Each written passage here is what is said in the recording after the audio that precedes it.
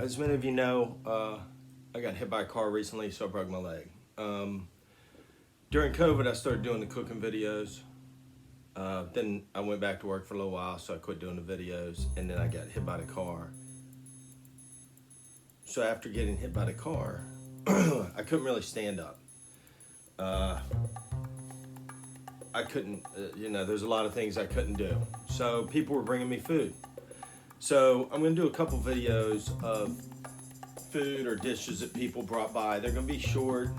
You know, it's not my normal video. I'm not talking a lot. I'm not standing up. I took some pictures, but I'd really like to thank the people that brought me this food and show off how great it was. So the first one's gonna be with a gentleman named Patrick Duff that I play disc golf with. He fishes, and I believe he caught these striped bass off Candlestick Point. He brought us some fish and we cooked it up. This recipe will work on kind of any fish, especially a white flaky fish, and it's more of showing you a technique. You can just put some herbs and some acid on a fish, some salt and pepper, pop it in the oven. It's good for you. There's hardly any fat in it. You could eat this every day, all day, and never, bloat out. So it beats the shit out of the Oreos and chocolate chip cookies I usually eat. So anyway, thank you, Patrick, and I hope you guys enjoyed this video. Maybe you'll do a baked fish one day. Here are a couple of the fillets that Patrick brought us. There's only 2 in this picture. I believe he brought us 4 in total. See a couple of ingredients there in the background. Here's some basil and some opal basil that we grew in the backyard. Auntie Bet and Camille had brought us the opal basil plant for Leonie's birthday, so we put it right to good use.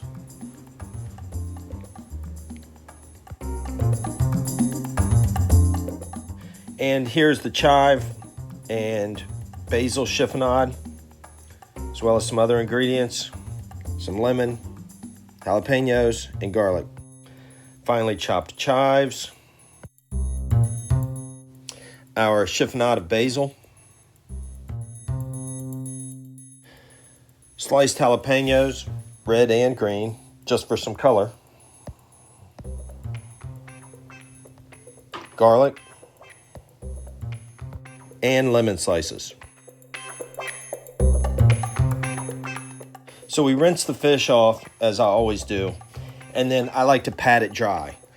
When baking it, it's not that big of a deal. If you're sauteing it, you definitely don't want wet fish. You need to be getting a towel and making that dry as you can, but just out of habit, we did it on the baked fish. I think it turned out well.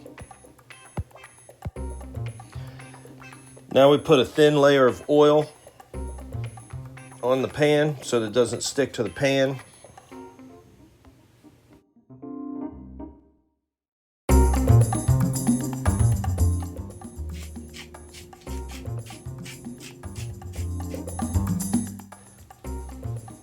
You can see Leonie salt and peppered the fish. Now she's starting with the garlic. Basically, you just put all the herbs and whatever flavorings you have on the fish.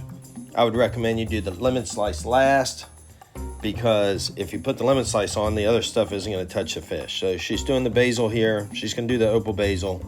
I did not video her putting the jalapenos on, because here again, I'm kind of, at this point, I'm all jacked up on Oxycontin or whatever else they gave me, and I just didn't video it. Sorry.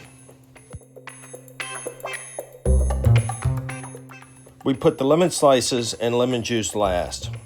Don't be cheap with the lemon. It'll also help from sticking to the pan. It also adds a lot of flavor. Pop it in the oven at 325 degrees, and then pull the fish out and touch it with your finger. As soon as the fish flakes apart, it's done. It's tasty. Thanks again, Patrick.